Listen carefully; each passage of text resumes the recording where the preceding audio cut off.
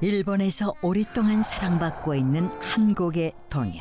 ちゃぶって本当かなだけどちっちゃいから僕のこと忘れてしまうだろう 나를 잊어버리겠지 섭섭하네 사장은 말이지 건물목에서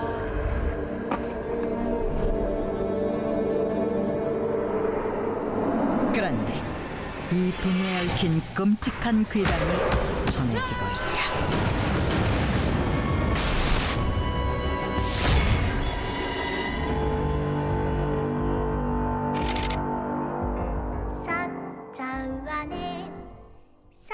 이 동요의 제목은 사짱으로, 사짱은 일본어로 사치 혹은 사치코라는 이름의 일본식 애칭인 짱을 붙인 것인데 1959년 NHK의 한 라디오 프로그램 방송 10주년을 기념해 만들어진 이 동요는 さっちゃんはね幸子って言うんだ本当はねさっちゃんはねバナナが大好き本当だよだけどちっちゃいからバナナを半分しか食べられないのさっちゃん 바나나를 좋아하는 소녀 사짱의 이야기로 3절로 이루어져 있으며 특히 누구나 따라 부를 수 있는 쉽고 경쾌한 멜로디 때문에 발표 수십 년이 지난 지금까지도 남녀노소 누구에게나 사랑받으며 꾸준히 불리고 있다. 그런데 언제부턴가 동요의 분위기와는 전혀 어울리지 않는 끔찍한 이야기가 사람들 사이에서 들려온다.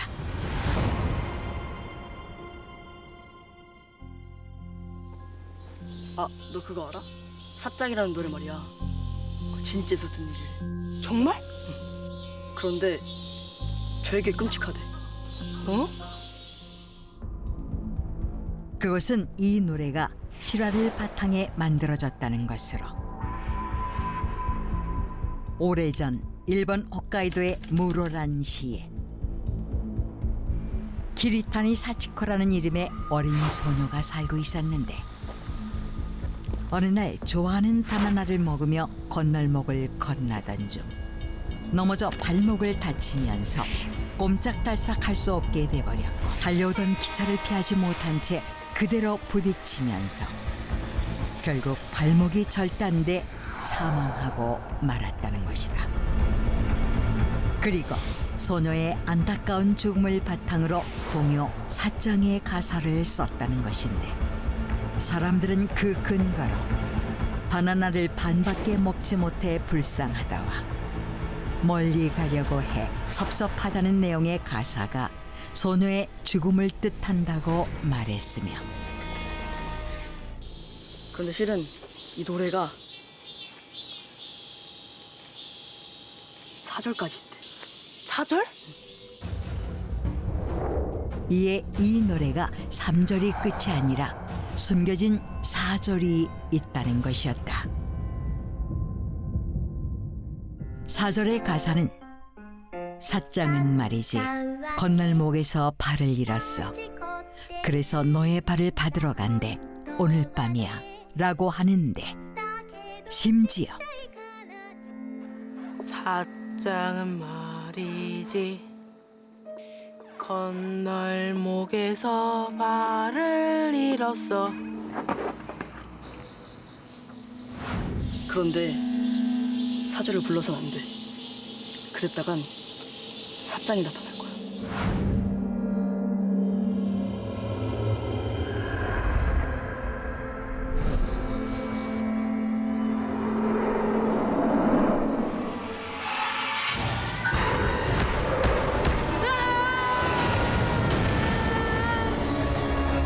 사절을 소리내 부를 경우 사장이 찾아와 발목을 잘라간다는 괴담까지 생겨난다.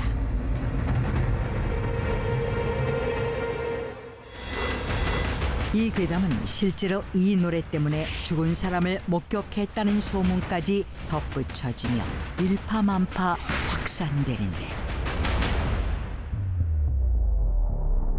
진짜 이 괴담이 다 사실일까? 그냥 괴담이겠지. 아유, 그래도 진짜 죽은 사람을 봤다는 목격자도 있는데?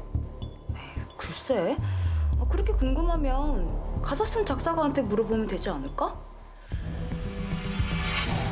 그러자 이 괴담의 사실 여부와 사장이 누구인지에 대한 사람들의 궁금증이 커져갔고, 이에 이 노래의 가사를 쓴 작사가에게로 관심이 집중된다. 그는 여러 편의 동시와 아동 소설을 쓴 일본 내에서 유명한 아동문학 작가 사카타 히로우로.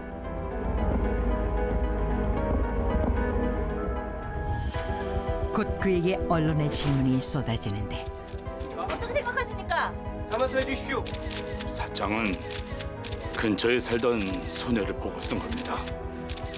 더 이상 드릴 말씀이 없습니다. 하지만 그는 당시 근처에 살던 소녀를 모델로 가사를 썼다고만 답할 뿐 그 이상의 언급은 하지 않았다. 그리고 2005년 폐렴으로 세상을 떠나면서 사장을 둘러싼 소문에 대한 의문은 더욱 커져만 가는데, 그러던 2012년 동요 사장의 주인공은 바로 접니다. 뜻밖에도 노래 속 사장이 자신이라고 주장하는 한 여자가 나타난다. 그녀는 리포터, 방송 캐스터, 탤런트 등으로 활약하다 현재는 소설가 및 에세이스트로 활동 중인 아가와 사와코로. 2012년 출간한 자신의 에세이를 통해 이와 같이 주장했는데, 그녀에 따르면 사와코 아저씨가 짜잔 바나나 사왔지. 고맙습니다. 그녀의 아버지인 유명 문학평론가 아가와 히로유키와 작사가 사카타 히로오는 오래전 한 동네에서 바로 옆집에 거주할 만큼 매우 절친한 사이로 그녀와 작사가 사카타 히로오도 함께 시간을 보내는 일이 많았는데,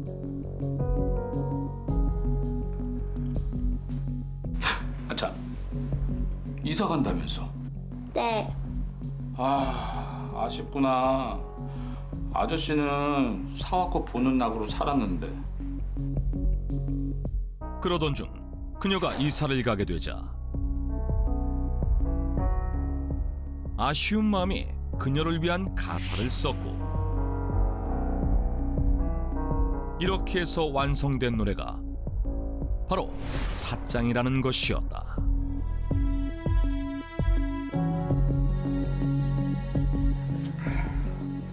아저씨, 이렇게 다시 만나 뵙게 돼서 너무 반가워요.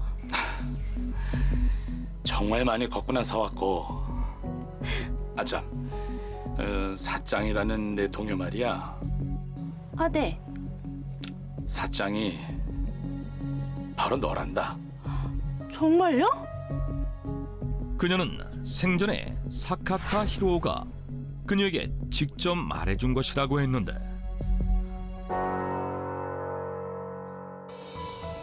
이러한 그녀의 주장은 일본 유스 언론을 통해 알려지며 큰 화제를 모은다. 아가와 사와코는 명문 게이오 대학교 출신에다 방송활동뿐만 아니라 소설가로 등단하면서 지적인 이미지로 사람들의 신뢰가 두터웠고, 작사가인 사카타 히로오와 그녀의 아버지가 절친했다는 것은 이미 일본 내에서 공공연한 사실로 알려져 있었기 때문에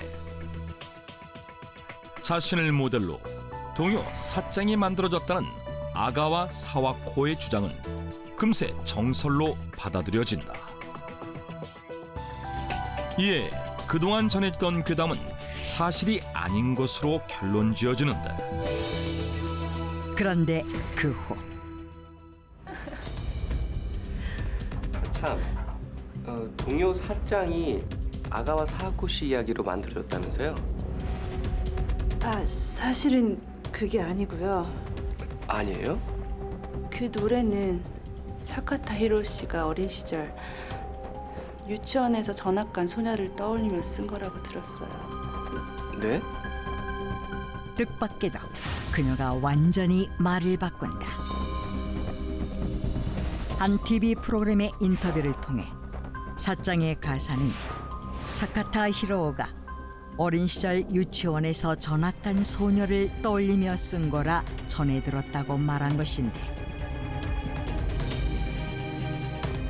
그 후 그녀는 사장과 관련해 더 이상 입을 열지 않는다.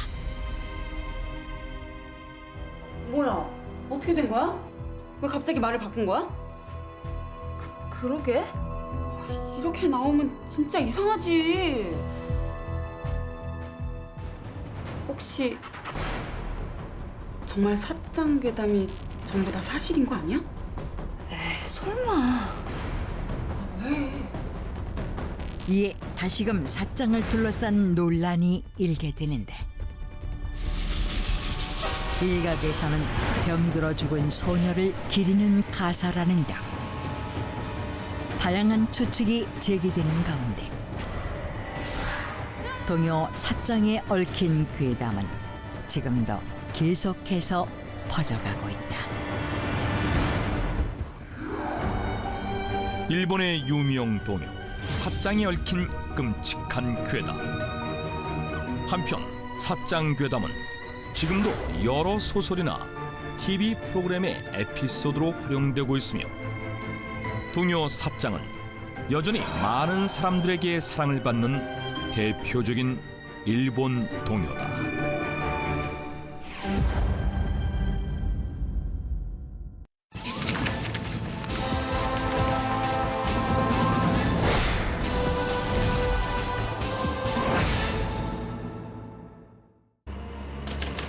(1975년) 일본.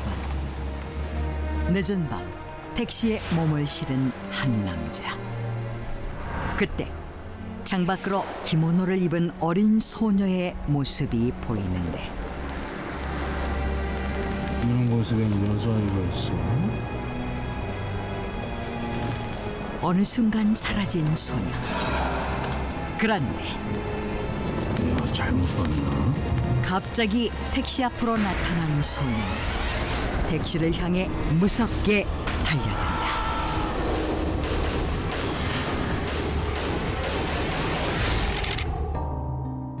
1981년 일본 아사히 방송의 TV 프로그램에 한 남자가 출연한다.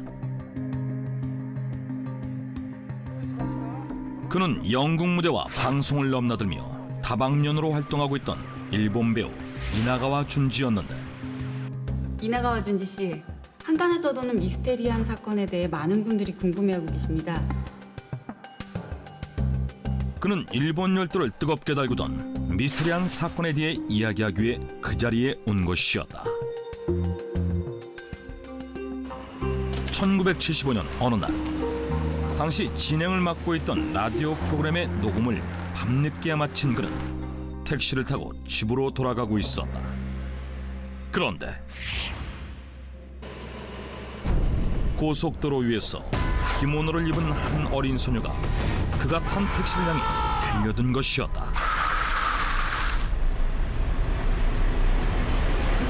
무슨 일이십니까?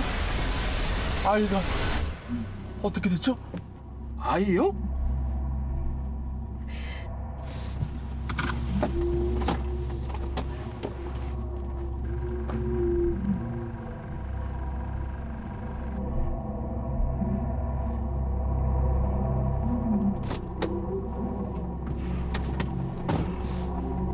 선생님께서 잘못 보신 것 같은데요. 이상하다. 분명 분명히 봤는데. 하지만 그 소녀는 순식간에 사라졌고 소녀를 본 사람은 이나가와 혼자뿐이었는데 그로부터 얼마 뒤 네? 인형극이요? 자네가 출연해주면 정말 고맙겠어. 예.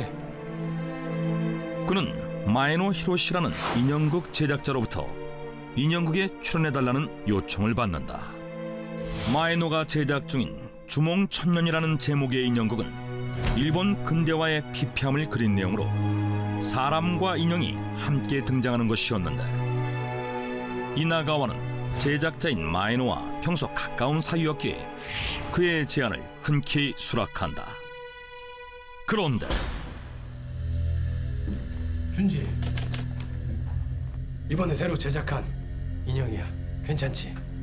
며칠 뒤 새로 제작된 인형을 본 이나가와는 경악을 금치 못한다. 키 125cm의 기모노를 입은 어린 소녀의 모습을 하고 있는 이 인형은 놀랍게도 이나가와가 얼마 전 고속도로 위에서 봤던 바로 그 소녀의 모습과 닮아 있었던 것이다. 그래. 분명히 닮았어. 근데 이제 보니까 이거 오른쪽 팔과 다리가 뒤틀려 있네. 이거 왜 이렇게 돼 있지? 그런데 이상하게도 인형은 유독 오른쪽 팔과 다리가 왼쪽에 비해 심하게 뒤틀려 있었는데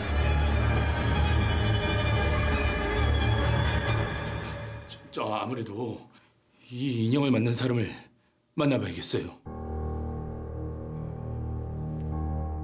이에 이나가와는 인형을 만든 작가 하시모토 사부로에게 연락을 취한다. 그런데 하시모토 집에 있나? 하시모토 사부로가 행방불명된 것이었다.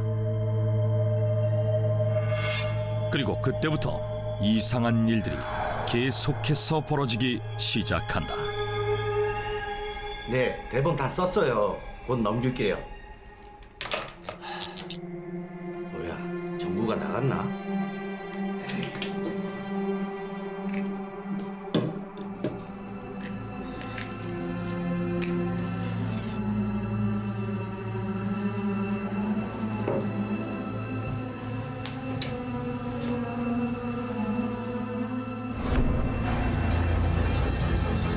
인형극의 대본을 쓰던 작가 사에쉬치의 집에 갑자기 불이 나 대본이 전부 불에 타버리는가 하며 이게 왜 젖었지? 본격적으로 인형극 공연이 시작되면서부터는 무대 의상을 넣어놓은 옷장에 물이 차거나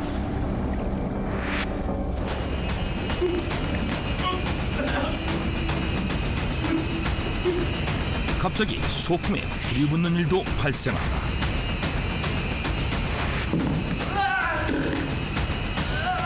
그뿐 아니라 스태프들이 아무런 이유 없이 부상을 당하거나 통증을 호소하기까지 했는데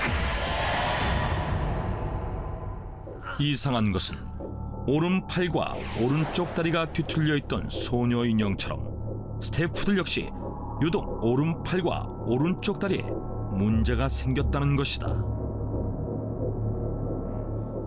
아무래도 저 인형 너무 불길해요. 지금까지 일어난 이상한 일들이 다 저 인형 때문에 일어난 것 같다니까요. 에이, 설마 그럴 리가.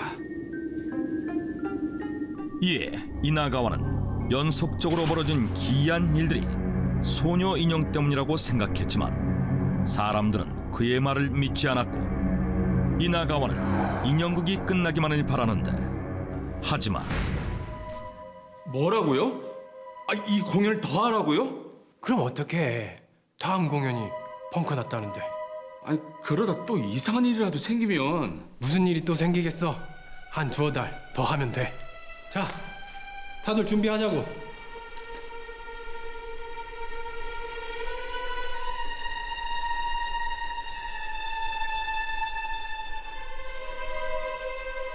인형극의 후속으로 준비되어 있던 공연이 급작스럽게 취소되면서 할 수 없이 또다시 공연을 이어가게 된다.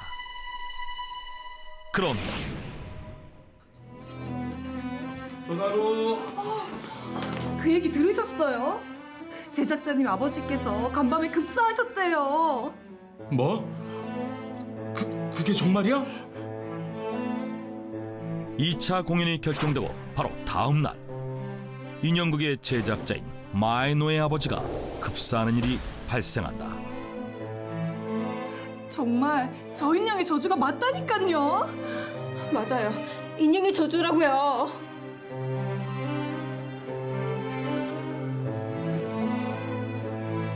그러자 다른 사람들 역시 모든 불행이 새로 제작된 소녀 인형의 저주 때문이라고 믿기 시작했고, 그 후 인형극은 막을 내리지만 저주받은 인형에 대한 소문이 퍼지면서 아사히 방송에서 이나가와에게 출연을 요청. 소녀 인형과 함께 TV 프로그램에 출연한 것이었다. 바로 이 인형입니까?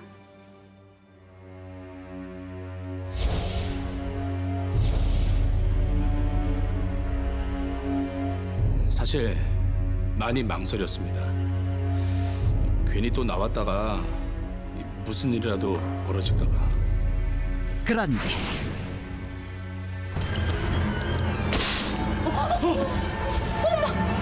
이게 무슨 소리예요? 놀랍게도 그 순간 조명기기 쪽에서 알 수 없는 소리가 나고 정체불명의 형체가 목격되는 등 스튜디오 안에서 이상한 일들이 벌어진 것이다. 그리고 이 모습은 고스란히 전파를 타게 되는데, 저것 좀 봐. 진짜 저 인형에 뭔가 있나 봐. 그러게. 정말 소름 끼친다. 진짜. 이를 지켜본 사람들은 놀라움을 금치 못했고 소녀 인형은 더욱더 큰 이슈가 된다. 그렇다면 도대체 왜 이 인형 주위에서 이상한 일들이 자꾸 발생하는 것일까? 결국 소녀 인형을 들고 한 영매를 찾아간 이나가와.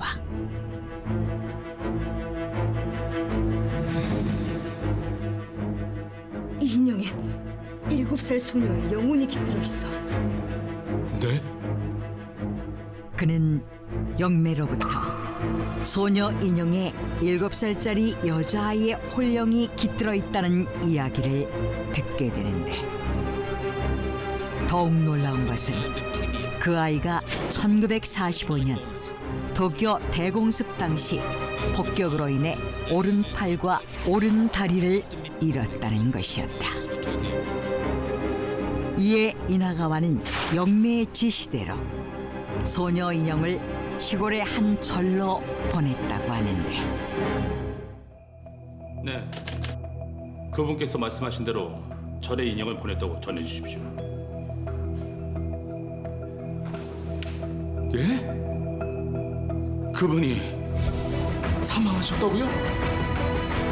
뜻밖에도 그로부터 3일 뒤 소녀 인형에게 아이의 홀령이 깃들었다고 말한 영매까지도 돌연사하고 말았다고 한다. 도대체 왜 자꾸 이런 일이 생기는 거야? 도대체 왜?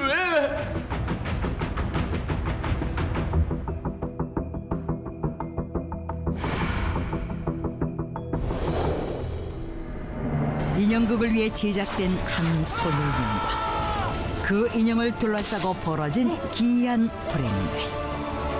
이 모든 것은 정말 인형 안에 도쿄 대공습 당시 오른팔과 다리를 잃은 여자아이의 홀령이 깃들었기 때문이었을까? 소녀 인형은 현재까지도 일본에서 가장 괴기스러운 인형으로 남아있다.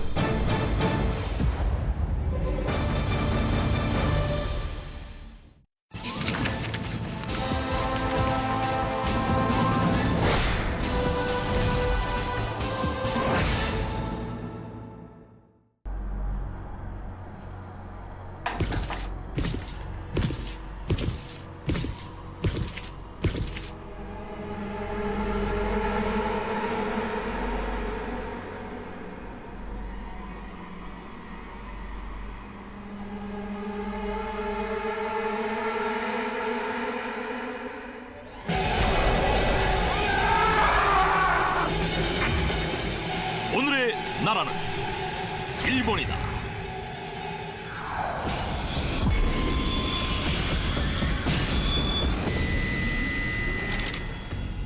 무려 6,852개의 섬으로 이루어진 일본.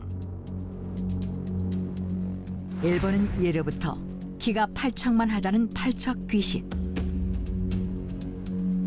몸이 상반신만 있다는 테케테케, 꿈틀거리듯 움직인다는 쿠네쿠네 등 많은 귀신 이야기들이 전해지고, 이를 바탕으로 수많은 공포 영화들이 제작되는 등 유독 일본을 배경으로 하는 잔혹하고 오싹한 이야기들이 많은데, 실제로 섬뜩한 저주가 깃들여 있는 곳 또한 한두 곳이 아니다. 먼저 저주가 깃든 나무다. 일본 오사카 동북부에 있는 카야시마 기차역. 이곳에는 특이하게도 기차역을 관통해 우뚝 솟아있는 한 그루의 나무가 있는데, 왜 나무를 중앙에 둔 채 기차역을 건설한 것일까? 이 나무는 약 700살로 추정되는 농나무로 1910년 카야시마역 건설 당시에는 역의 옆에 있었다고 하는데, 그러던 1972년 저 좀 빨리 좀 움직이세요. 그리고 오늘은 저 나무를 꼭 베야 됩니다. 자, 빨리 갑시다. 카야시마 기차역의 확장 공사가 결정되면서 공사에 방해가 되는 나무를 베기로 한다. 그런데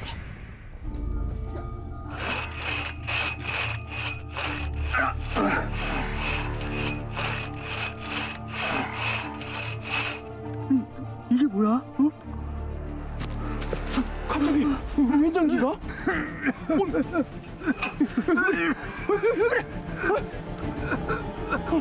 나무에서 하얀 연기가 피어오르는가 하면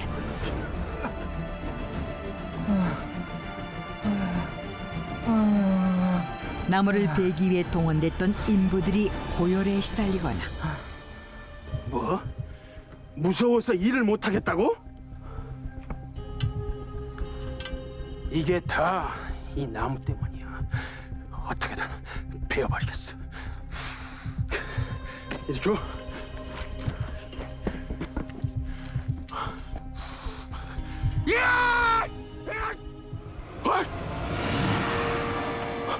환각을 목격하고 다치는 등 나무를 베려고만 하면 이상한 일들이 생겨나는 것이었다.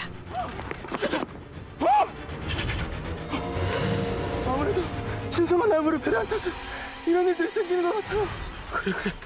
저 나무는 절대 베서는 안 돼. 이에 고목이 저주를 내린 것이라고 생각해 결국 나무를 베어내기를 포기했고, 나무를 그대로 둔 채 기차역 확장 공사를 진행해 지금처럼 나무 한 그루가 기차역 정중앙을 떡하니 차지한 모습을 띠게 된 것이었다. 한편 저주가 깃든 터널도 있다. 바로 교토 니시아타 시간호에 위치한 키요타키 터널로. 1927년 개통된 이 터널은 길이 444m에 혹은 차 한 대가 겨우 지나갈 수 있을 만큼 매우 좁다. 그런데 언제부턴가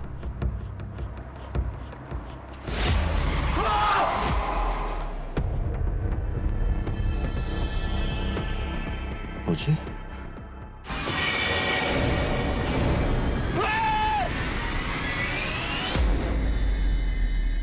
터널을 통과할 때 차의 보닛 위로 흰옷을 입은 여자 귀신이 떨어지는가 하며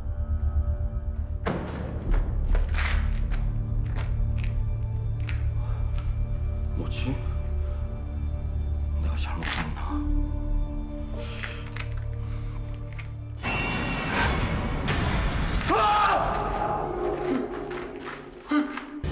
바닥을 향하게 설치된 거울에 나타나는 귀신을 보면 사고를 당한다는 등 섬뜩한 이야기들이 끊임없이 나온다.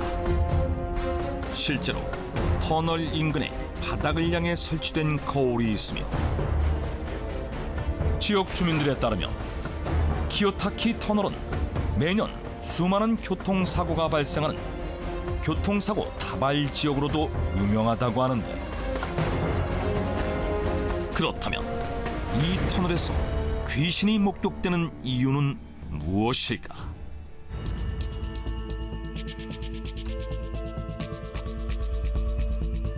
이 터널에서 한국인들이 많이 죽었다고?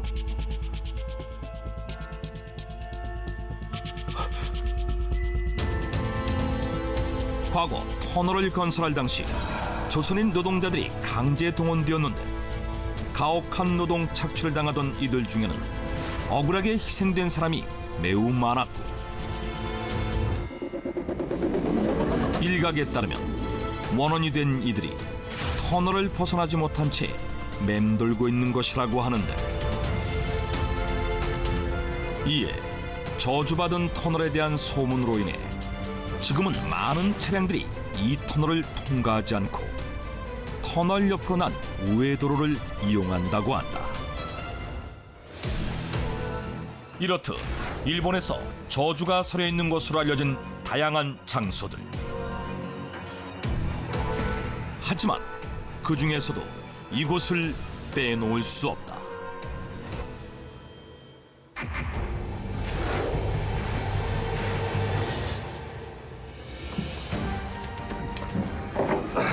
총리님, 당선을 축하드립니다. 고맙네. 2012년 총리로 당선된 아베 신조. 그는 2006년부터 2007년까지 90대 총리를 역임했으며 2012년 총리로 재당선된 후 96, 97, 98대 총리로 현재까지 총리직을 이어오고 있는데, 일본에서는 총리에 당선이 되면 도쿄에 위치한 지상 5층, 지하 1층으로 지어진 총리 대신 관저에서 머물게 된다. 그런데 네? 총리 관저에서 지내지 않으시겠다고요? 그렇다네. 나는 계속 사저에서 머물 생각이네.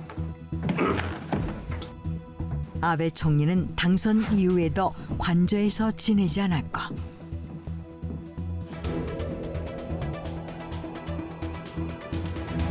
총리 집무실에서 차로 15분 거리나 떨어진 사저에서 머무른다.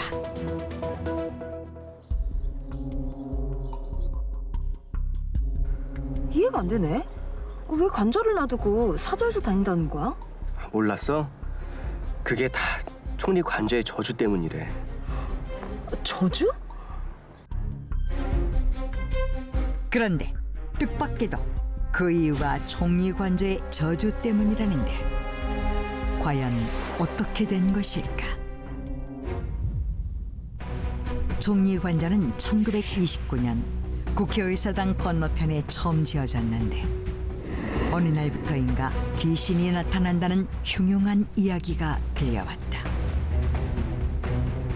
2000년부터 2001년까지 총리로 재임한 모리요시로 전 총리가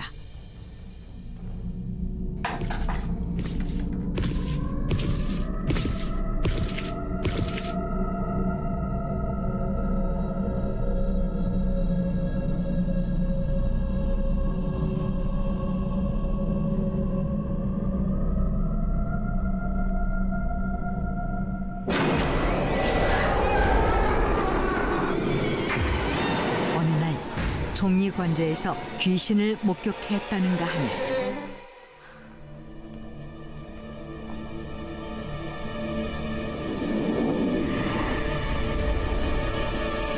1994년 80대 총리였던 하타스토무 전 총리는 회고록을 통해 자신의 부인이 관저의 정원을 거닐던 중 군복 차림의 귀신을 보았다고 밝히기도 했다.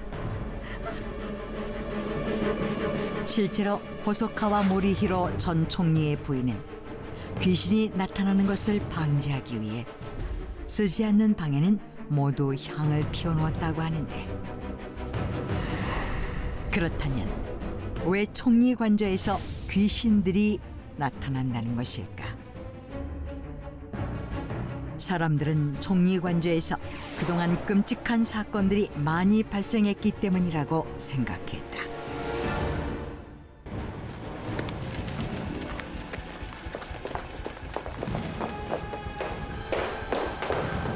당신들은 뭐야?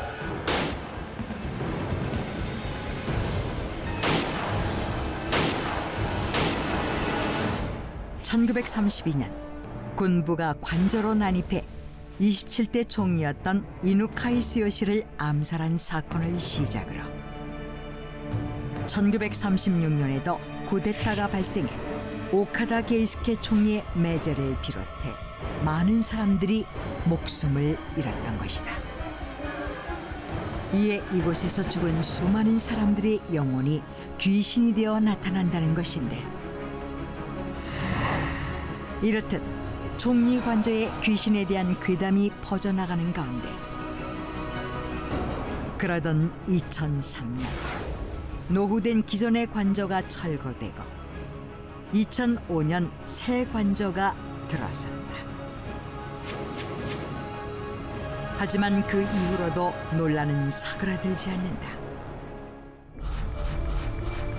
새 관저가 지어진 이후 공교롭게도 이곳에서 지냈던 7명의 총리 중 6명이 1년 안팎의 짧은 재임 기간 만에 총리직을 그만둔 것이다. 그들 중에는 아베 신조도 있었는데, 아베 신조 총리 역시 2006년 총리로 재임할 당시에는 총리 관저에서 지냈으나 366일 만에 총리직에서 내려왔었다. 이게 다 총리 관저의 저주 때문이라니까. 이 귀신들의 저주 때문에 총리들이 새 관저에만 들어가면 오래 못 버틴다? 그렇지. 이에 사람들은 이 모두가 총리 관저에 귀신들의 저주가 서려 있기 때문이라 생각했고, 2014년 다시금 총리에 선출된 아베 신조 역시 그 저주를 피하기 위해 관저로 가지 않고 기존 사저에서 출퇴근하는 것이라고 추측한 것이다. 그렇다면 정말 총리 관저의 저주 때문에 아베 신조 총리는 관저에서 지내지 않는 것일까?